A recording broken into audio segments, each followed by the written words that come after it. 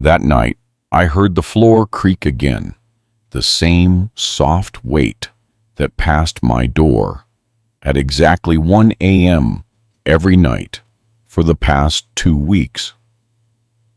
At first, I told myself it was the house settling, or maybe our cat roaming, but there was no cat. And when I leaned just enough to glimpse through the cracked door, I saw her, my wife, barefoot, holding her phone like a candle, walking toward our son's room. She moved carefully, almost rehearsed. I didn't call her name. I just stood there, listening to the faint click of his door closing. That sound stayed inside me longer than it should have. Maybe because silence hides louder things than words ever can. I'm glad to have you here. Follow my story until the end, and tell me where you're watching from so I can see how far my voice has reached. The next morning, she called at breakfast, asking if I wanted more coffee. I did, but what I really wanted was to ask why she was awake so late, why she whispered in the dark. Our son Ethan was 17, tall, quiet, gentle. He had been distant lately, spending hours locked in his room since the accident that broke his leg last fall. She said it was normal teenage withdrawal recovery, time alone. But I saw something else in her eyes. Each time she glanced at his door, fear mixed with a kind of tenderness I couldn't name. For days I convinced myself not to ask. Curiosity can ruin peaceful men. But that night, when I saw her slip in again, I made a decision I'm not proud of. I installed a camera, a small one, hidden behind the bookshelf facing the hallway. I told myself it was to ease my mind to protect my family. But deep down, it was about control. Control over a truth I wasn't ready to face. The following night, I waited. 12:47 a.m. Her footsteps again. I held my breath as she entered Ethan's room. The door shut softly, and silence followed. 10 minutes. 15. 20. I kept my eyes on the monitor, a small live feed on my laptop. All I saw was the closed door, the faint glow of her phone beneath it. When she came out, her face looked pale, even under the dim hallway light. She didn't notice the camera. She just paused, looked back at his door, and touched it gently, as if saying goodbye to something she couldn't name. The next day, I avoided her. I told myself I'd review the footage later. But guilt has a way of aging faster than any man. By evening, my hands were trembling as I pressed play. At first, it was nothing. Her walking quietly, carrying a glass of water. Then she sat beside Ethan's bed, brushed his hair aside, and whispered something. I couldn't hear the words. The camera had no audio, but I could see her lips tremble. Her hand lingered on his shoulder, and her face broke. Not in guilt, but in grief. She was crying silently, staring at a small framed photo on his desk. It was a picture of me. I paused the video. My throat tightened. What kind of fear makes a wife cry in her son's room beside a picture of her husband? I replayed it again, searching for something else, an object, a movement, any clue. Then I saw it. She slid open the drawer and took out a letter. She didn't read it. She only held it, pressed it to her chest, and whispered again. Her lips formed 3 words. I could almost read them.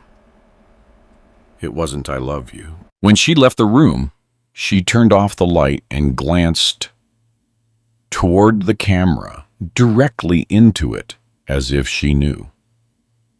Her eyes met mine through that silent lens. For a moment, I forgot it was a recording. It felt like she was looking straight into me, accusing me, or forgiving me, I couldn't tell which. But there was fear in her gaze, not of being caught, but of losing something she was still trying to protect. That night, I couldn't sleep. I deleted the footage, but the image stayed. Her tear-streaked face, the letter in her hands, the way she touched Ethan's door, like a prayer. Every sound in the house became heavier. The hum of the fridge, the ticking clock, my own breathing. I started to wonder if maybe I'd set the camera not to catch her secret, but to prove my own blindness. 'Cause sometimes the cruelest truths aren't the ones we uncover, they're the ones that we've ignored for years. And just before dawn, I heard it again, the floorboard creaking under her step. But this time, I didn't get up. I let her pass, watched her shadow move down the hallway, and whispered to myself, tomorrow I'll ask. But tomorrow never comes quietly. Morning light came through the blinds like it always did, soft, ordinary, pretending everything was normal. Emma stood by the sink, washing a single mug, the same mug she always used when she couldn't sleep. I sat at the table, pretending to read the newspaper, pretending I hadn't watched her cry at 1 a.m. She turned and smiled. "Did you sleep well?" "Yeah," I lied. The silence between us was almost polite. Marriage teaches you that silence has dialects. Some mean peace, some mean distance, and some mean both. She poured herself coffee, her hand shaking just enough for me to notice. The letter from Ethan's drawer echoed in my head. I wanted to ask what it was, why she held it like a wound. But I also knew that once a question is asked, there's no way back to ignorance. Around noon, Ethan came downstairs on his crutches. He gave me a nod, the kind that boys give when they still love their fathers but don't know how to show it anymore. "Morning," he mumbled. Morning, champ." He glanced at his mother, then back at me, and the air thickened with something unsaid. I wondered if he knew she visited him at night. I wondered if he wanted her to stop. Later, when Emma left for errands, I went to Ethan's room. The smell of antiseptic still lingered from his recovery. Months ago, mixed with that faint scent of lavender she always sprayed before bedtime. His desk was neat, too neat for a teenager. The drawer she'd opened was locked now. I tried not to take it personally. On his nightstand sat a half-burned candle and a small wooden box with initials carved on the lid, EM. My initials, not his. Inside the box were old photos. Our wedding, Ethan's birth, his first day at school. And tucked beneath them, folded carefully, was a hospital wristband with my name. The date printed on it stopped my breath. It was the night of the accident. I remembered the call, the screech of tires, the red and blue lights flashing against the rain. Ethan's car had spun off the road, and I'd been the one who found him. Emma hadn't been there. She said she couldn't face it, the fear of losing him, the guilt of not stopping him from driving in that storm. But there was one thing she never told me. I was also in the hospital that night. I had collapsed after seeing the wreck. They said my heart gave out for 45 seconds. I'd always thought of it as a medical fact, nothing more. But seeing that wristband again, inside Ethan's room, inside that box she'd touched with trembling hands, it felt like proof of something deeper. A secret shrine to the man she almost lost. When Emma came home, I didn't mention it. Instead, I watched her move around the house, carefully avoiding eye contact, like someone walking through a minefield she'd built herself. At dinner, Ethan excused himself early. The chair scraped softly, his crutches tapping away. When the sound faded, Emma whispered, "He's sleeping better lately." I nodded. "Because you stay with him." Her fork stopped midair. "What do you mean I met her eyes?" "I saw you, Emmett." The color drained from her face.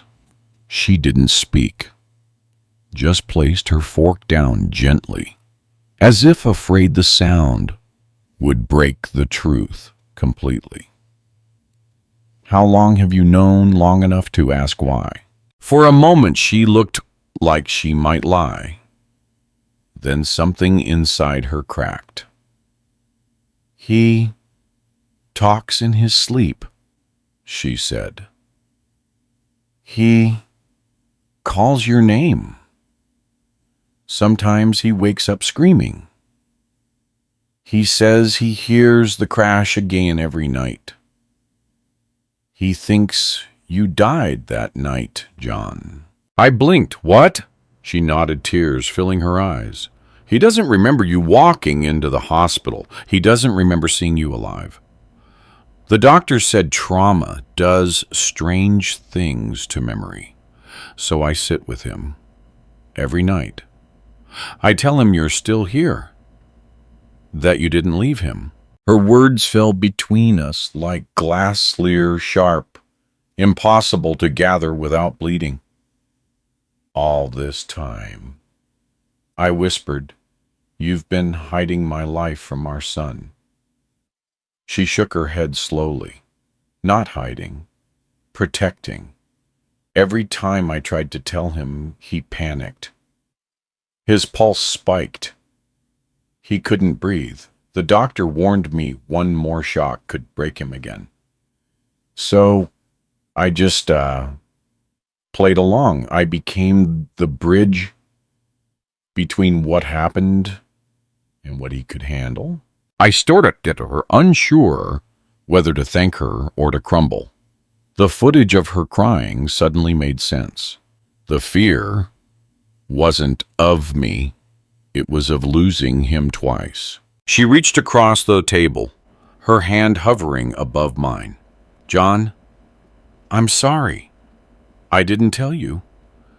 But you don't know what it's like to see your son trapped in a nightmare you can't wake him from. My voice was quiet. Maybe I do. Because the truth was, I'd been trapped too. Trapped in suspicion and pride. In that quiet cruelty of needing proof before offering trust. And now, seeing her eyes, I realized love sometimes survives by lying to pain. That night I stood in the hallway again at 1 a.m. The floor creaked. She passed me without noticing, holding that same phone light walking toward Ethan's room. I followed her, but not to spy.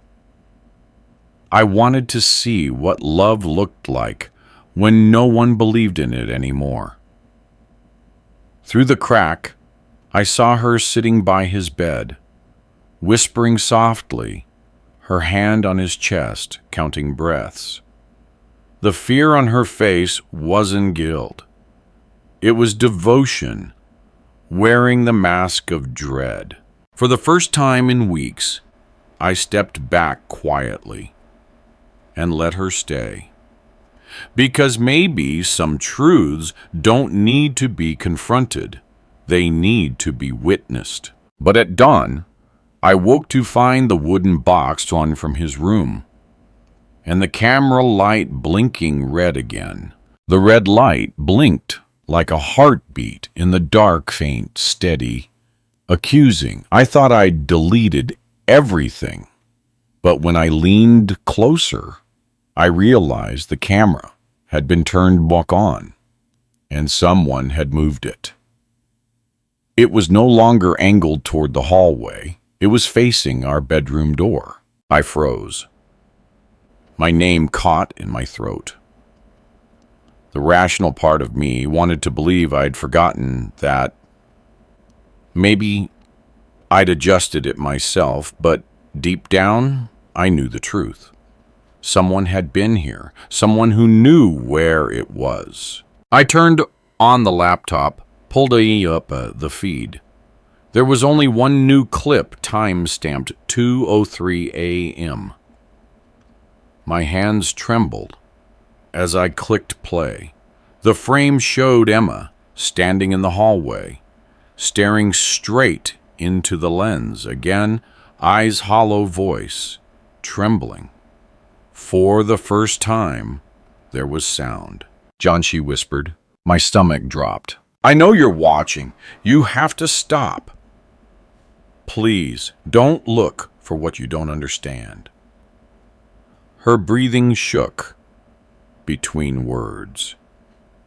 "He's not ready, and neither are you." Then she reached forward and turned the camera off. I sat there in silence long after the screen went black. Outside, dawn was breaking, but inside the light felt wrong, too sharp, too cold. It wasn't fear that filled me now. It was the realization that she knew everything. The surveillance, the doubt, the nights I'd stayed awake, pretending not to hear her footsteps. She had seen through all of it. When she came downstairs later that morning, she looked exhausted, older somehow. Her eyes didn't meet mine.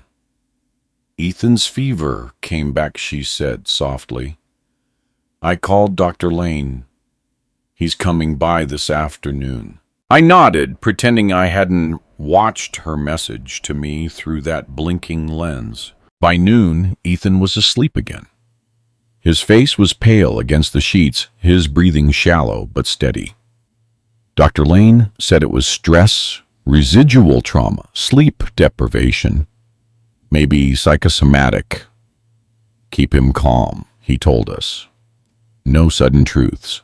After he left, Emma sat by Ethan's side, brushing his hair back, her hand trembling like it was made of paper.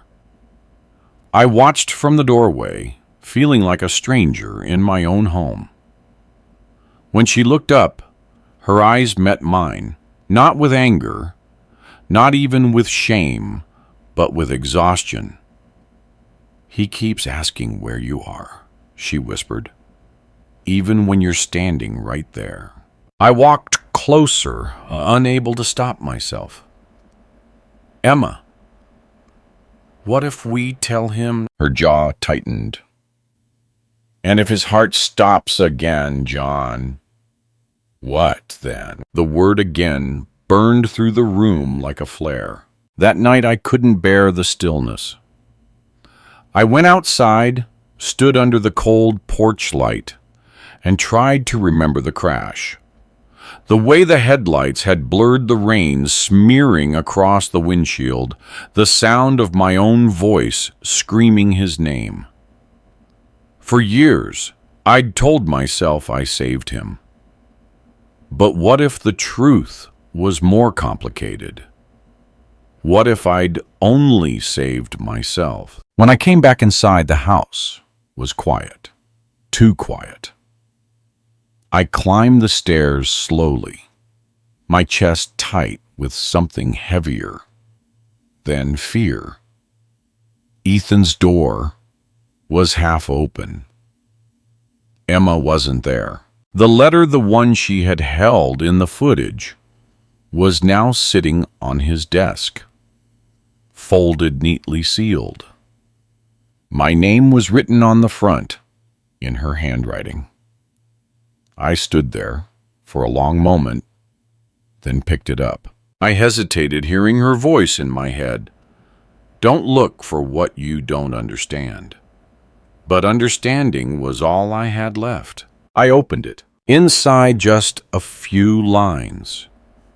Words, written in trembling ink. "If you're reading this, he's finally asleep, without calling your name.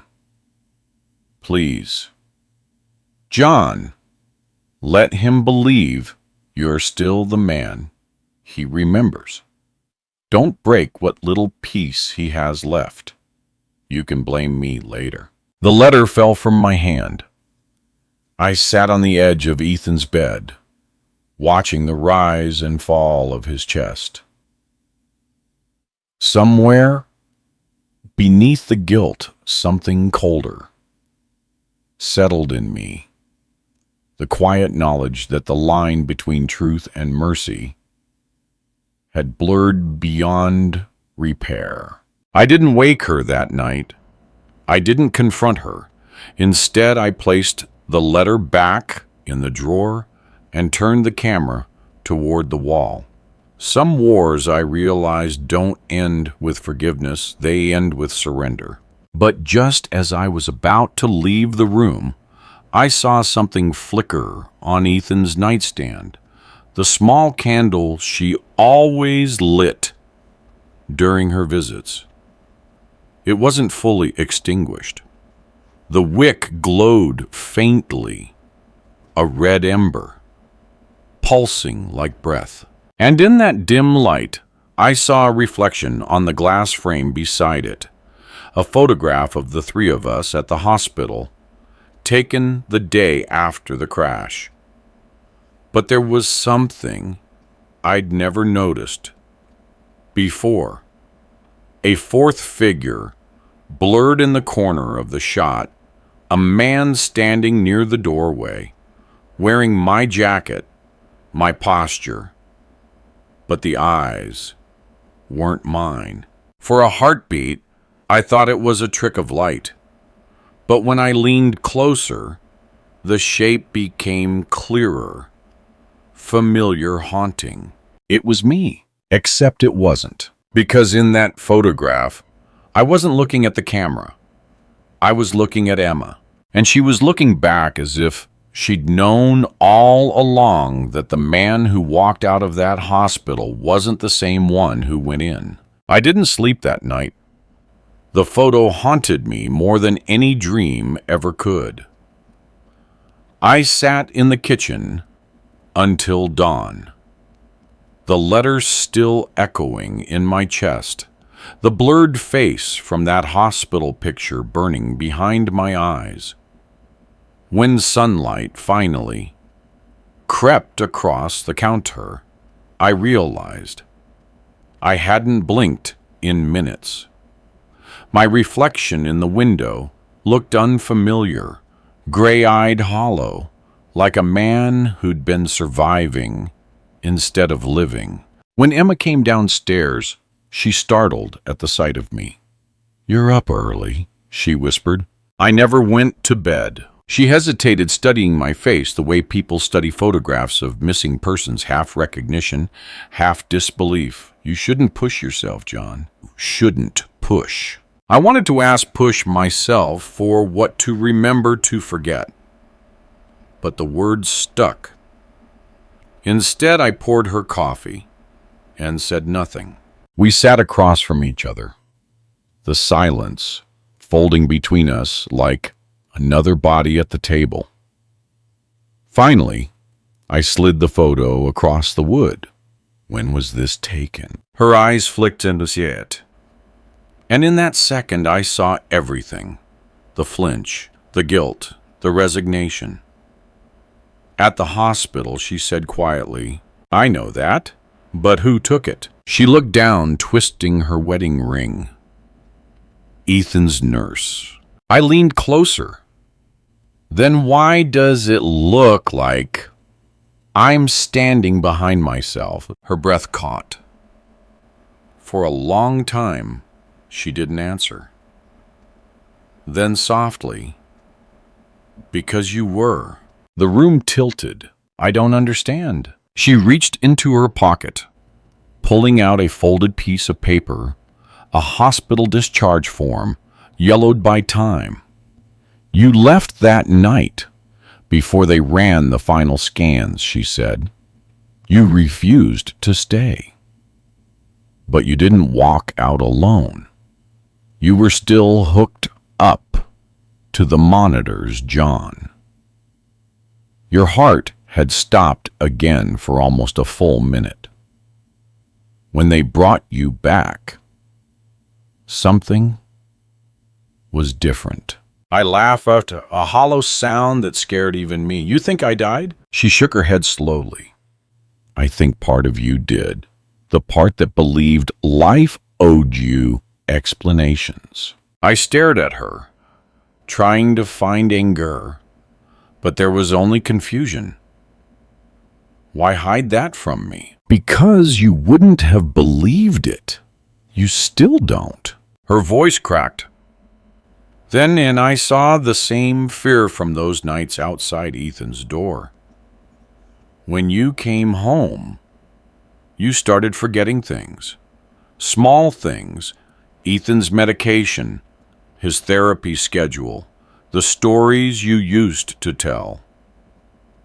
You'd stare at him like you were waiting for him to prove something. That's when I realized you were trying to remember who you were through him. The truth settled heavy in my bones. I'd spent years recording, watching, doubting, as if proof could replace faith. Maybe that was the part of me that never came back. I looked down at the photo again. My blurred self in the doorway now felt like a metaphor. The man I used to be watching from the edge of memory, unable to step back inside. "I just wanted to protect him," I whispered. "So did I," she said. "But protection isn't the same as healing." She stood, walked toward the stairs. "He's awake. He wants to talk to you." My pulse quickened. "About what?" "I don't know. But don't scare him with questions. Just listen." When I entered Ethan's room, morning light spilled across his bed. He looked thinner than I remembered, but his eyes were clearer, haunted, yet awake. "Hey, Dad," he said softly. "Hey, son." He gestured for me to sit. "I had a dream last night," he murmured. "You were standing at the foot of my bed. You looked younger. You said you were sorry for something." I swallowed. "What did I do?" He frowned. "You didn't say." You just kept repeating, "Don't be afraid of the sound." Then everything went white. My heart stuttered. The sound, the crash, the sirens. The moment everything broke. Ethan shifted, eyes wet. "Mom says you saved me, but sometimes I wonder if you were saving yourself." I couldn't breathe. "Why would you think that?" "Because that night before the crash, we argued. You told me I wasn't ready to drive in the storm. I said I hated you. I slammed the door. I remember the sound of you chasing after me. Then nothing." His voice trembled. "When I woke up, you were gone. For weeks. Mom said you were recovering somewhere else. But when you came back, you didn't look at me the same way." The air between us thickened. I wanted to tell him the truth, that I remembered the headlights, the spinning car, the feeling of metal folding like paper. But I also remembered standing outside the wreckage, hearing his voice call Dad when my heart had already stopped. "Ethan," I whispered, "I never stopped being your father." He nodded, but his eyes stayed distant. "Maybe. But sometimes when you talk, it feels like you're remembering me instead of knowing me." Those words cut deeper than any accusation. Because he was right. I'd been living in rewind, replaying every mistake like a surveillance tape I couldn't stop watching. I reached for his hand. "Then tell me how to know you again." He smiled weakly. "Stop watching, start seeing." Silence fell. Outside, a truck passed, its headlights flashing briefly across the room, and for an instant, the reflection on the glass showed 3 figures instead of 2. Me, Ethan, and Emma standing in the doorway, watching quietly, a ghost of fear still flickering in her eyes. That night I sat alone in the living room. The letter, the photo, the dreams, they all circled the same truth I'd spent years avoiding. I had been alive, but I hadn't been living. Then from upstairs, a sound broke the stillness, the creak of the floorboard again. But this time, it wasn't Emma's step. It was heavier, slower. Ethan's. The creak echoed down the hallway like a question I'd avoided too long. It was nearly 1 a.m., the hour that had become the heartbeat of our house. Every night, something broke the silence. Then Emma's footsteps, a whisper behind Ethan's door, a shadow that moved like memory itself. But tonight, it wasn't her. It was him. I stood at the top of the stairs, watching my son's silhouette approach his crutch, tapping softly against the wooden floor. The glow from the lamp painted his face half gold, half gray, the same colors that had lived between us for years. "Couldn't sleep?" I asked. He shook his head. "I keep hearing it again," he said. "The sound before the crash." My chest tightened. "The thunder." He looked up. "No, your voice." He sat on the last step, breathing shallowly. "You said something right before it happened, didn't you?" I searched my memory, but all I found were flashes in on glass, the steering wheel jerking his scream. I couldn't remember my own words. That frightened me more than the crash itself. Ethan turned toward me. "Mom says I'm remembering things wrong." "But I saw something last night, Dad. On the footage." I froze. "What footage?" "The one you set up. You forgot to erase the backup." His eyes flicked up to meet mine, steady, unflinching. I watched it. My stomach turned. He continued, voice trembling but firm. You spying on her wasn't the worst part. It was the moment she looked into the camera and said your name. It didn't sound like she was talking to someone alive. I opened my mouth, but he didn't let me speak. I know what I saw, Dad, and I think she's been talking to the part of you that never came home. For a moment, the house seemed to tilt, the air collapsing inward. Ethan, I whispered, you don't understand what trauma can do. He stood slowly, the crutch pressing against the wood. Neither do you. He started toward his room, but before he reached the door, he stopped. Mom's been scared every night, not because of me, but because she knows I'm starting to see what she's been hiding from both of us. Which is, he looked back, that you're not the only one who almost didn't survive. The words hung in the dark like smoke. After he went to bed, I sat on the stairs for a long time, listening to the creaks settle back into silence. My mind raced between images. The hospital, the letter, the blurred figure in the photograph. I'd built a life on believing the truth was something I could record, rewind, control.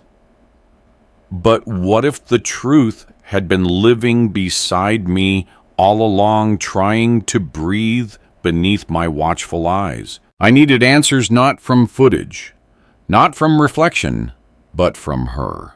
At dawn, I found Emma sitting on the porch, wrapped in a blanket, her coffee untouched, her eyes fixed on the fog curling over the yard. She didn't look surprised to see me. You heard him, she said. I did. She nodded. He was bound to find out. Find out what exactly? I asked quietly. She turned toward me, her voice breaking into a whisper. That he wasn't the only one in that car. The world seemed too still.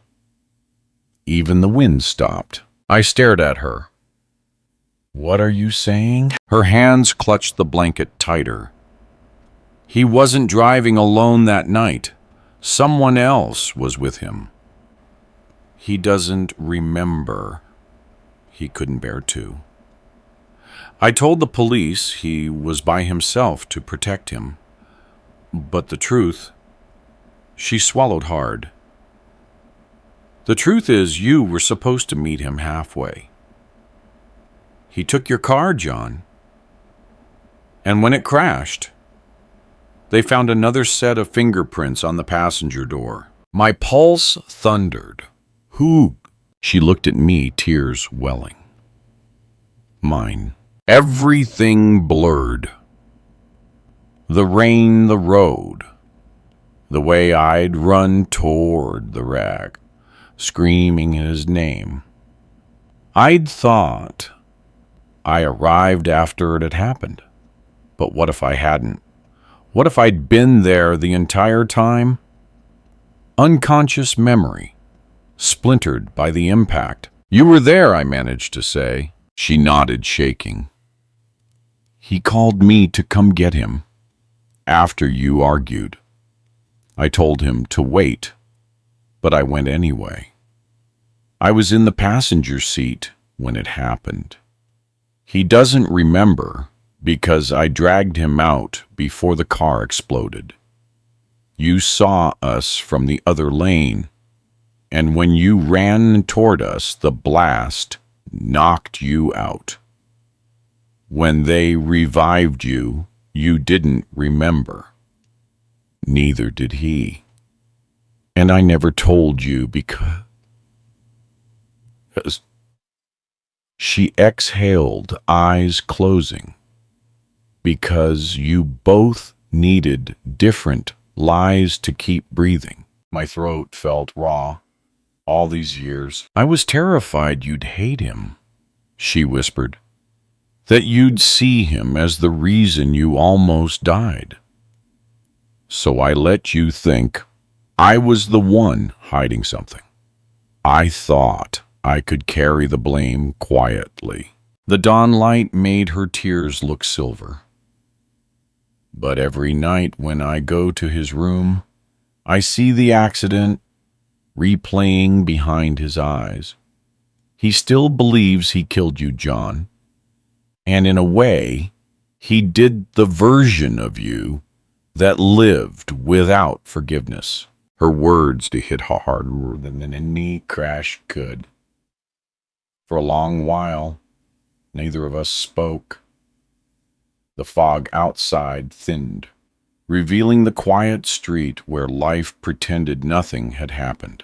Finally, I said, then let's stop pretending. She looked up. What do you mean? Tonight, no cameras, no secrets. We tell him everything. Her face tightened with fear. It could destroy him or save him. She turned away, staring into the fog. If we'll tell him, we can't take it back. I know. The silence stretched heavy, but alive. Then softly she whispered, then we do it together. I nodded. For the first time in years, the word together didn't feel like a lie. When we went back inside, Ethan's room door was already open. The bed was empty. The window curtains fluttered. On the desk sat a note written in his handwriting. I remember the sound now. It wasn't thunder. It was you, Dad, screaming my name. I'm going to find where it ended so it can stop echoing. The back door was ajar, and outside tire marks cut across the dew-wet driveway. The driveway was empty, except for the tire marks cutting through the mist, like scars that refused to fade. The engine sound was already fading down the hill when I ran out barefoot, calling his name. Ethan. The cold hit my lungs like punishment. Emma stumbled behind me, clutching her robe. He took your truck, she gasped. John, please. But I was already moving. I didn't remember grabbing the keys to her car, didn't remember starting the engine. All I knew was that the past was happening again, and this time I wasn't going to arrive too late. The roads were slick from the morning fog. My headlights sliced through the dark like two questions I didn't have answers for. The same stretch of highway, the same broken guardrail I'd seen in nightmares for years, it all waited ahead, like a wound reopening itself. I called his phone. No answer. Another call voicemail. Then another. Finally, a text arrived. I remember everything, Dad. Don't follow me. Some truths are supposed to end where they started. My grip on the wheel tightened. Not this one, I whispered. When I reached the ridge, the world looked the same as it had the night of the crash. Only older, quieter, as if the land remembered better than we did. I saw his truck parked on the shoulder near the overlook. The driver's door hung open. I got out, heart-pounding feet crunching against gravel. The fog curled around me like smoke from a memory that refused to die. Then I saw him standing near the guardrail, staring down into the ravine. Ethan, I shouted. He turned slowly, his face pale against the gray light. You found me. Of course I did, I said, stepping closer. You shouldn't be here. He looked back toward the drop. Neither should you. I stopped a few feet away. Talk to me. He exhaled, voice barely a whisper. I remember Dad. The rain, the headlights, the fight. You yelling my name. I swerved to avoid the deer, and his voice cracked. You ran toward me. I saw you through the windshield right before it happened. I thought I killed you. My throat tightened. You didn't. He shook his head violently. Yes, I did. You weren't breathing. Mom pulled me out, but when I woke up in the hospital, they said you'd gone. For weeks I thought that was it, that my father died, because I wanted to prove I could drive. I stepped forward carefully, the wind biting at my face. Ethan, look at me. I'm here. You didn't kill anyone. He wiped his face with his sleeve. Then why don't you look like you used to? Why does Mom flinch every time she sees you stare at the camera instead of us? The words hit like stones. I wanted to tell him the truth, that sometimes survival changes a man so completely. The people he loves start missing who he was before he ever leaves. Instead, I said, because I've been trying to see everything I lost through that lens. I thought if I could just record enough, watch enough, I could make sense of what happened. He stared at me. Did it work? No. I took another step closer. Because the truth isn't in the footage, Ethan. It's in the moment we stopped forgiving ourselves. He turned toward the ravine again. Then tell me the truth now. I hesitated. The words burned behind my teeth, raw and ready. Your mother was there. She saved you. You didn't kill me. You saved her. But saying it out loud felt like lighting the match that would burn whatever piece we had left. Ethan, I said softly, the crash wasn't your fault. None of it was. You've been carrying a ghost that doesn't belong to you. He shook his head. I don't believe you. The fog thickened, wrapping us in white silence. For a moment, I thought he might step forward, one step closer to the edge. My heart stopped again, like it had years ago. Then a sound pierced the air, the faint hum of Emma's car approaching.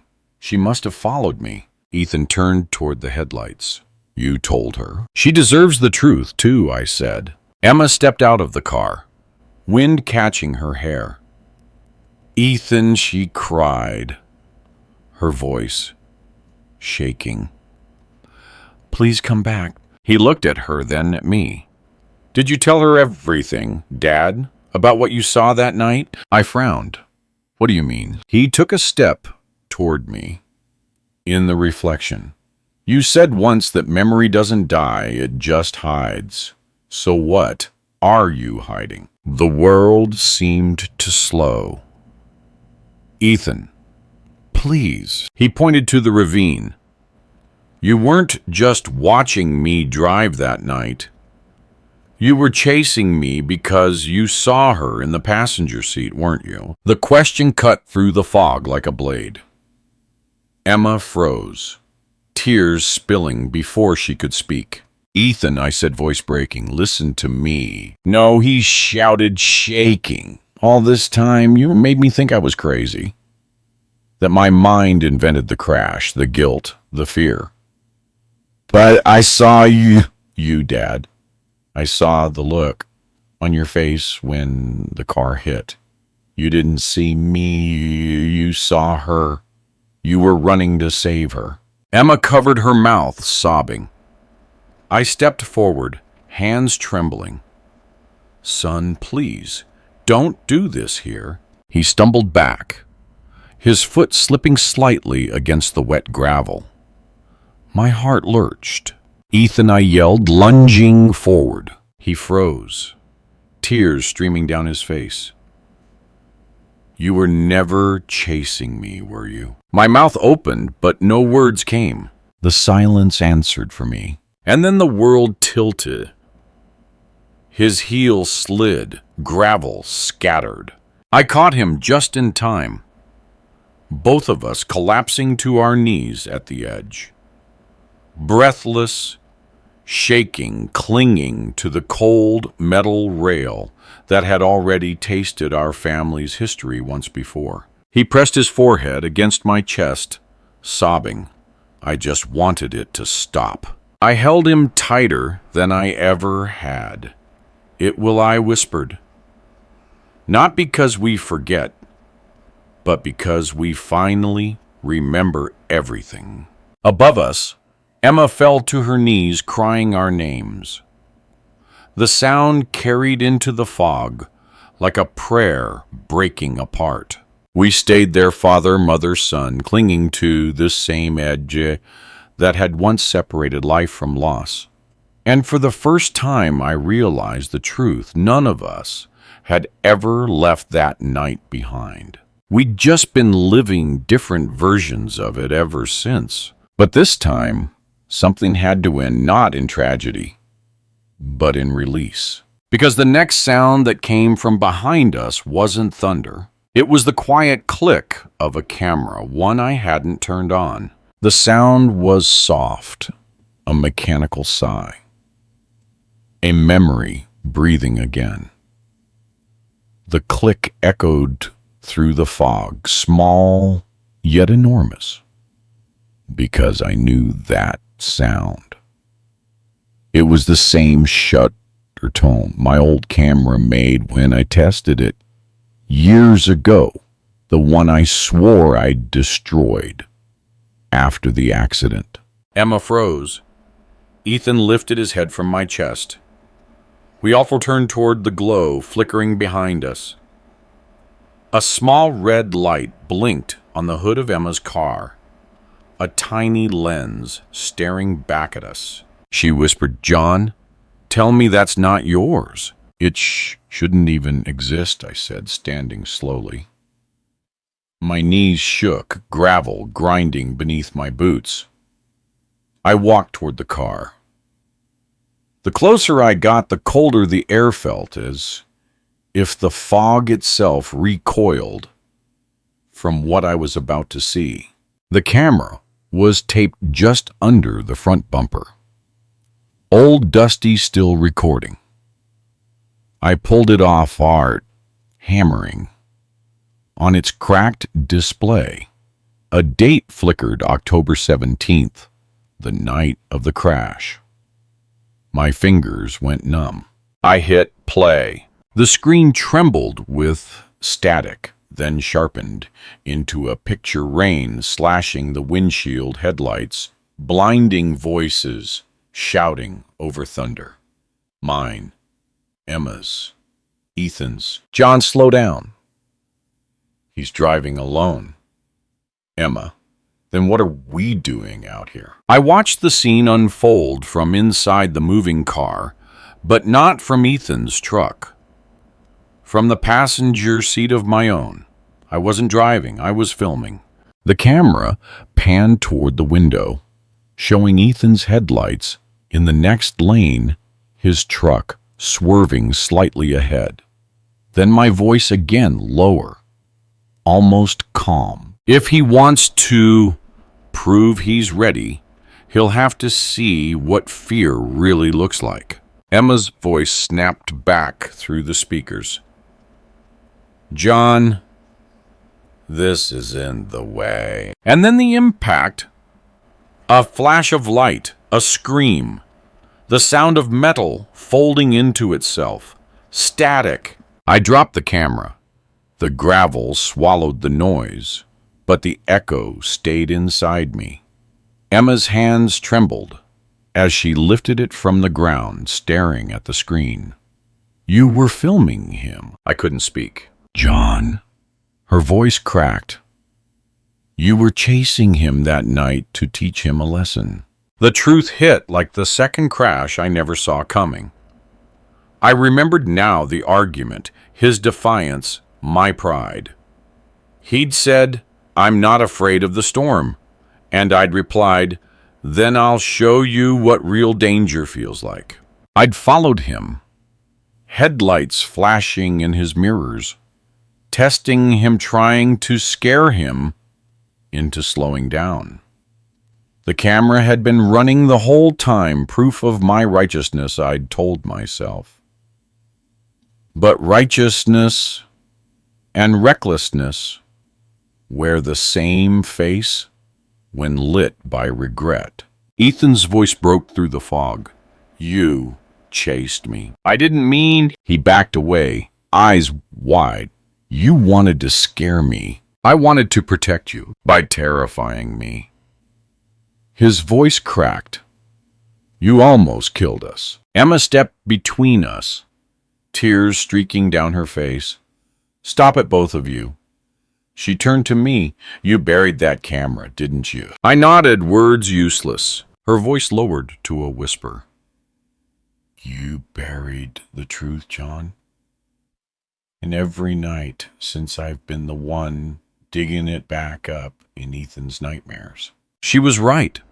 Every secret, every silence, all of it was just dirt over the same grave.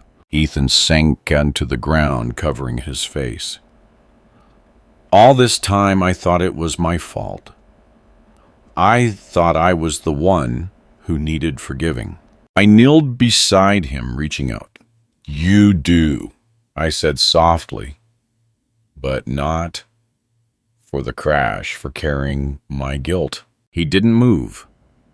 His voice came muffled through his hands. I don't even know who you are anymore. Neither did I. Emma looked at me not with hatred, but with something worse, understanding. Maybe that's what died that night, she said quietly. Not your heart, John, just your mercy. The wind picked up, scattering fog across the ridge. The three of us stood in silence, listening to the hum of the highway below. The same sound that once meant home, now only echoing loss. Finally, Ethan spoke. What happens now? I stared at the camera in my hand. Its battery was dying, the light blinking slower, weaker. Now I said, we stop filming the past. I walked to the edge of the cliff and hurled it into the ravine. It disappeared into the fog without a sound. For the first time, there was no playback, no proof, only the weight of what couldn't be undone. When I turned back, Emma was holding Ethan, whispering something I couldn't hear. I wanted to join them, to step into that small circle of forgiveness, but my feet felt cemented in place. Some distances can't be crossed in a single lifetime. The fog began to thin morning light, cutting through painting, everything gold and gray, stoic gold, the color of endings that aren't yet over. Ethan looked up at me. Finally, his eyes, so much like mine, carried no hatred, just exhaustion. Let's go home, he said. I nodded. We walked back to the car in silence. But as I reached for the door handle, a faint beeping came from the dashboard. I looked down. The old GPS screen flickered on, static filled. A message appeared in white letters. Across the black background, playback complete. The timestamp read 1:02 a.m. tonight. I turned to Emma. She shook her head, whispering, You threw it away. I did. Ethan leaned forward, staring at the glowing screen. Then what's still recording? Us? The GPS beeped again louder, until the display froze, and in the reflection on its surface, 3 figures appeared. Ours, but behind us, a 4th shadow, standing at the edge of the fog. It raised its hand and waved. For a second, no one moved. The shadow at the edge of the fog didn't advance, didn't vanish, just stood there, half-formed, like a question that refused to leave. The faint gold of dawn outlined its shape, but there was no color, no face, only stillness. Ethan gripped my arm. Dad, who is that? I opened my mouth, but nothing came.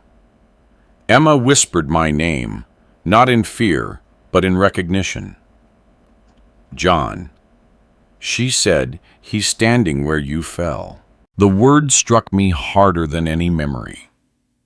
I looked again, the same spot, the same patch of gravel where I'd collapsed years ago after pulling Ethan from the wreck. The place where my heart stopped. The place I thought I'd left behind. The fog began to lift, curling around the figure until it looked almost human. My height, my shoulders, my stillness. And when it tilted its head, the gesture was mine. I felt the blood drain from my hands. Get in the car, I said quietly. Ethan shook his head. No, what is that? I don't know. Emma's voice trembled. John, maybe it's not what. Maybe it's who. The shadow lifted its arm again, this time pointing, not waving. The gesture aimed straight at me. A wind rose suddenly, carrying the smell of rain, that metallic electric scent that had haunted me since the crash. The GPS screen inside the car flickered again, letters rearranging until they spelled a single word. Rewind. John, Emma said, backing toward the passenger door. Let's go. But I couldn't move, because I understood. It wasn't the camera that had been watching all these years. It was me, the part of myself that had never left that night, trapped between guilt and memory, waiting for me to finish what I started. I stepped toward the fog. Ethan's voice cracked. Dad, stop. I turned to him. If I don't face him, none of us will ever leave this place. Emma grabbed my sleeve. You don't have to do this. Yes, I said softly, I do, because that version of me is still holding the wheel. The wind thickened, whipping her hair across her face. Then let us come with you. I shook my head. You already did. You came every night through the fear, the silence, the visits to his room. You kept walking toward me even when I wasn't here anymore. Her eyes glistened. Then bring him back, John.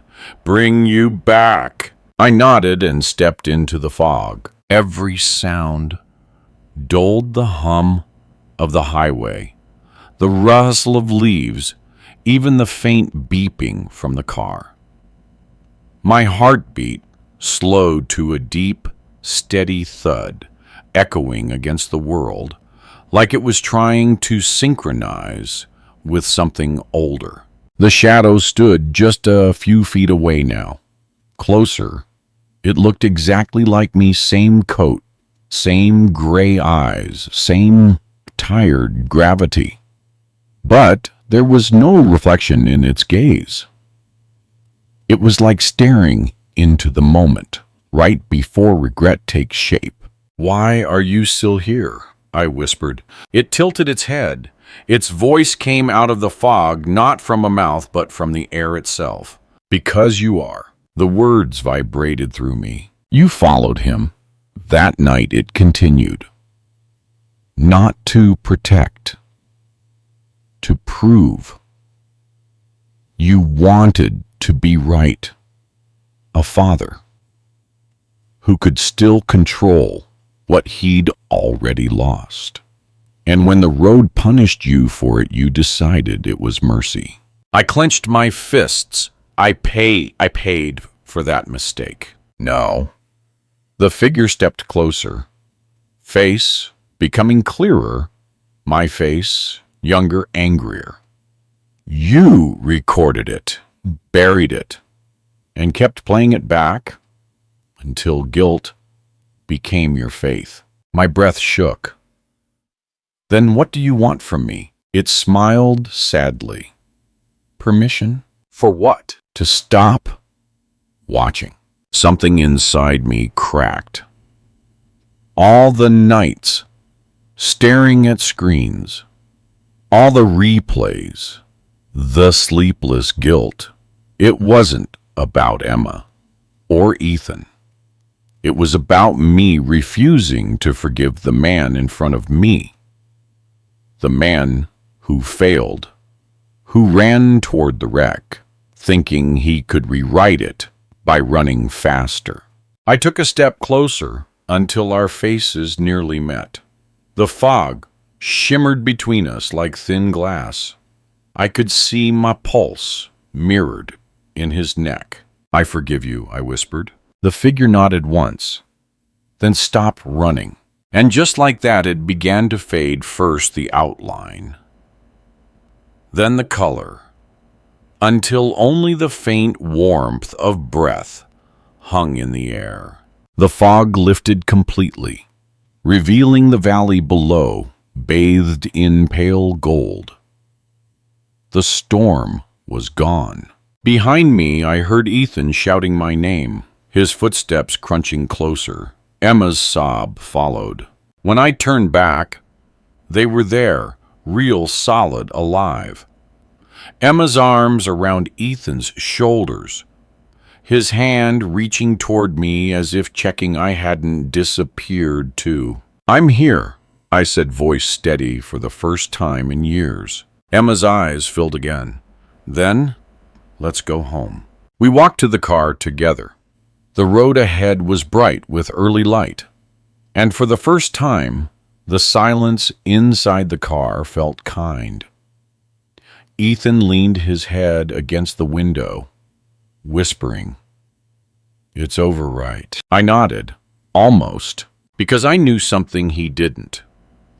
Every forgiveness is a kind of ending, but endings always leave an echo. As the wheels touched the main road, I glanced in the side mirror. The fog behind us had almost vanished. Almost. And for just a moment, I saw a figure standing by the guardrail again, watching still, but no longer waving, just listening.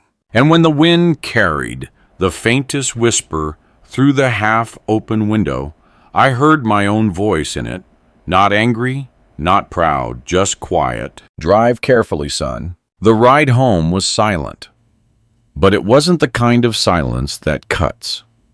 It was the kind that breathes. The road curved through the valley like a pulse finally slowing. Emma sat beside me, eyes fixed ahead. Ethan leaned against the window, half asleep, the morning light softening the bruises beneath his eyes. For years, every road had led me back to the crash. But that morning, for the first time, I didn't see the wreck in every reflection. I saw distant space between what was and what could still be. When we reached the house, the air felt lighter. The floorboard by our bedroom door didn't creak anymore. Maybe it never did. Maybe it was always my conscience pacing the hallway. Emma went upstairs to rest. I lingered in the kitchen, staring at the cold mug she'd left in the sink. The same one she always held when she couldn't sleep. I washed it, dried it, set it on the counter. Small mercy, I thought. Ethan came in a few minutes later, limping slightly, but steadier than before. "Can we talk?" he asked. "Always." He sat, fingers drumming the table. "When you forgave yourself out there, did it change anything?" I smiled faintly. It didn't erase what happened, but it stopped replaying it. He nodded slowly. "Mom says forgiveness is remembering without fear." "She's right," I said. "Fear makes us historians. Love makes us witnesses." He looked at me, truly looked at me, and for the first time in years, I didn't see blame in his eyes. Only recognition. "I still hear it sometimes," he said quietly. "The crash, the scream." "So do I," I admitted. "But maybe that sound isn't punishment.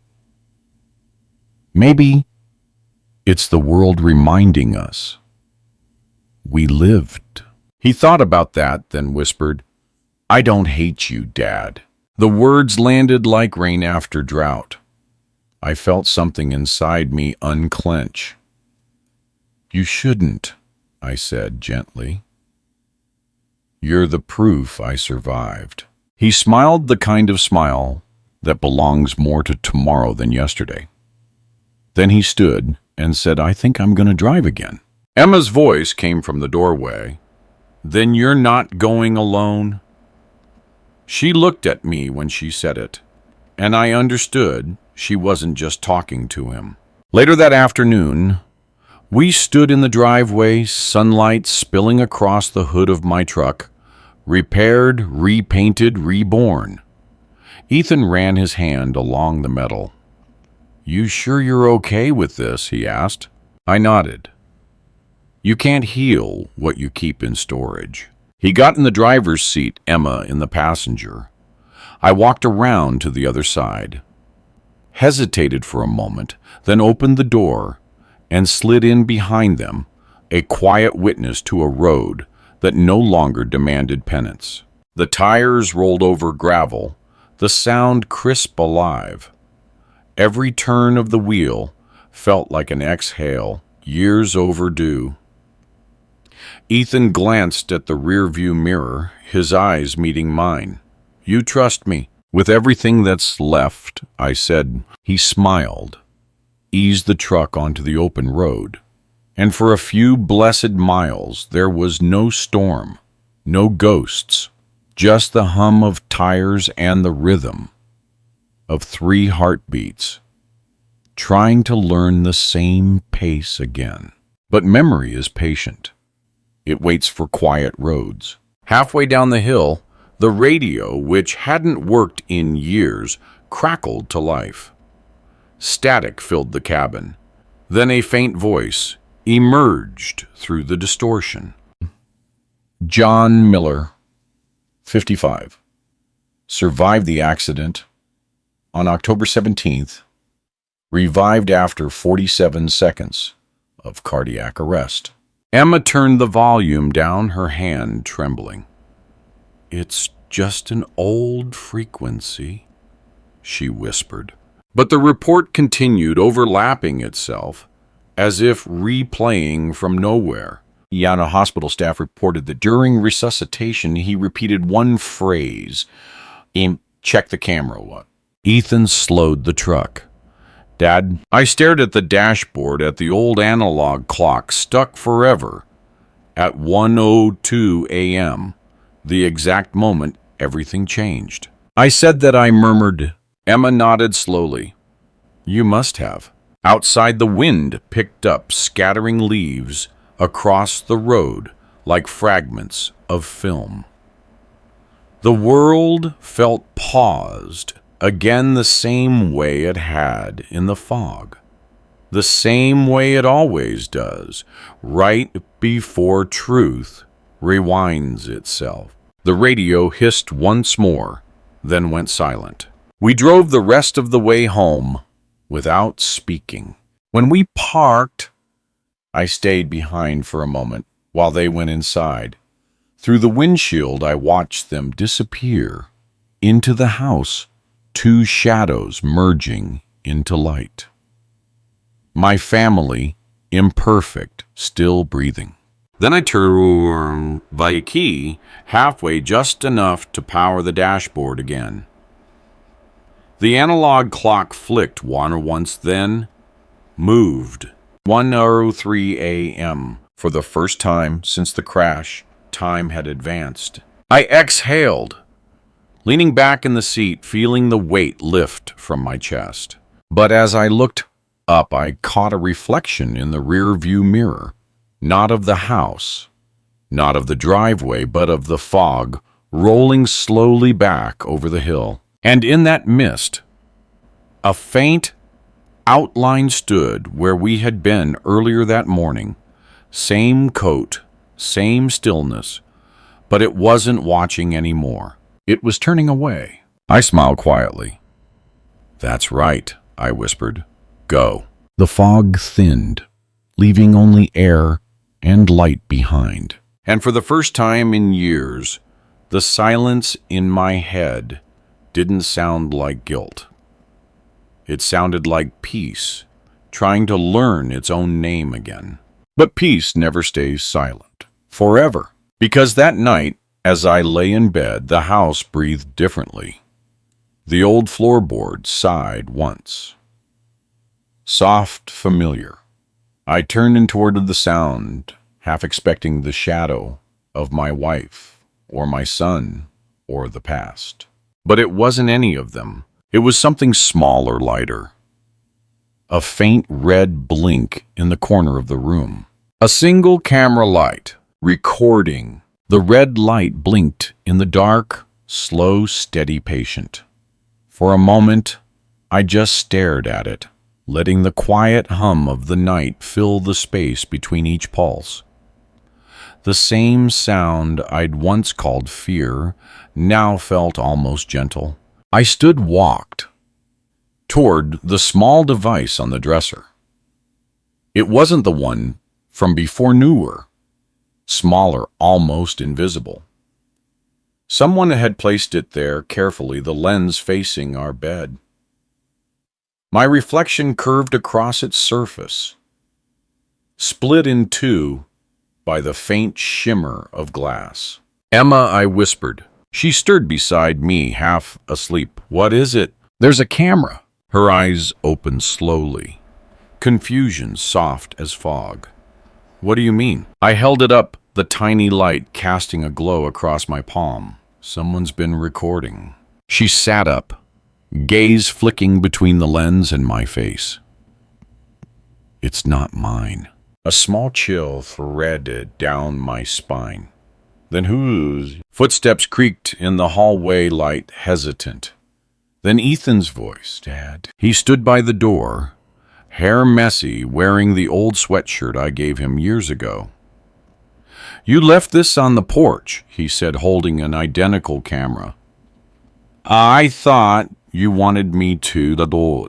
I looked at the one in my hand, then at his. "I didn't leave anything." He frowned. "Then who did?" None of us spoke. The night seemed to hold its breath. Outside, a wind rustled the trees, the same rhythm that used to follow the crash in my dreams.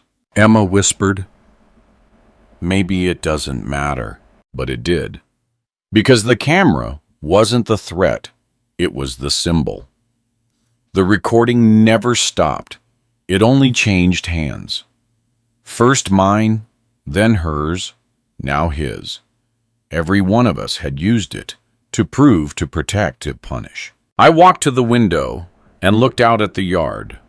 The fog was gone, but the dew caught the moonlight like ash frozen midair. My reflection in the glass stared back, older, smaller but alive. "Ethan," I said softly, "what did you see when you watched it?" He hesitated. I saw truth, and how it hurts everyone it touches. I nodded. Then learn this, son. Truth isn't something you capture. It's something you carry. Cameras don't lie, but they don't heal either. He exhaled. So what do we do with them? I turned the camera off. We stop filming and start remembering. I opened the dresser drawer, placed both devices inside, and closed it gently. The room felt different afterward, lighter, somehow. The red light was gone. Red. Emma leaned against the headboard, watching me with the kind of tenderness that comes after war. You think it's over. I sat beside her, hand finding hers. No, but it's quieter. She smiled faintly. Maybe quiet is enough. For a long while, none of us spoke. The only sound was the soft ticking of the clock, real time, moving again, unafraid to keep going. Ethan eventually said goodnight and went back to his room. When his door clicked shut, Emma whispered, "You know, he looks at you differently now. Because he finally sees me. Because you finally let him." Her words stayed with me long after she fell asleep. I lay there, staring at the ceiling, listening to the rain begin to fall outside gentle. This time, no thunder, no storm, just rain. And then it hit me, all along. I'd been trying to delete the noise when what I needed was to understand it. The camera, the crash, the fear, none of it was punishment. It was memory's way of saying, you're still here. I got up quietly, walked to Ethan's door, and peeked inside. He was asleep, breathing evenly. On his desk sat the wooden piece with the initials EM reopened. Inside were our old photos, the hospital wristband, and one new addition, a single note in his handwriting. We stopped running. I smiled. A father couldn't ask for more truth than that. When I went back to bed, dawn was beginning to seep through the curtains.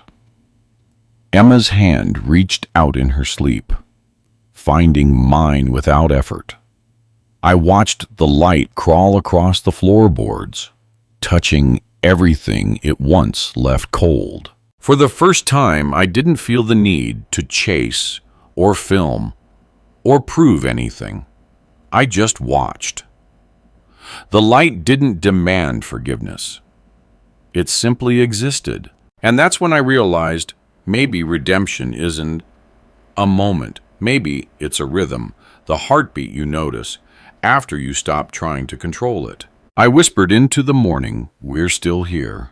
The floor creaked softly, not in fear, but in life. Somewhere downstairs, a small sound followed, not a click, not a shudder, just the faint whir of a machine powering down. The final camera. The house exhaled with it, and the silence that followed wasn't empty. It was full of mercy. That day, I didn't look at the past. I looked at my family, at the ordinary beauty of dishes, drying of footsteps without guilt, the kind of peace you don't film because it's too quiet to replay. I walked outside, the air crisp with the scent of new rain. The fog was gone, leaving only clear sky. For the first time since the accident, I saw my reflection in the window, whole, unbroken, present. I thought about every night I'd spent chasing proof, every secret that kept us breathing, every truth that nearly tore us apart. And then I spoke softly to no one and everyone. Some truths don't set you free. They teach you how to live inside what's left. The wind carried the words away as if agreeing. When I turned back toward the house, Emma stood at the door with 2 cups of coffee. She smiled that small, knowing smile that comes after a storm finally forgets your name. I took 1 cup, our fingers brushing. "Morning," she said. "Morning," I answered, and that was enough. Because in that single quiet moment with no cameras, no ghosts, no playback, I finally saw the one thing I'd been blind to all along. Not her fear, not my guilt, just us still here, still human, still learning how to stay.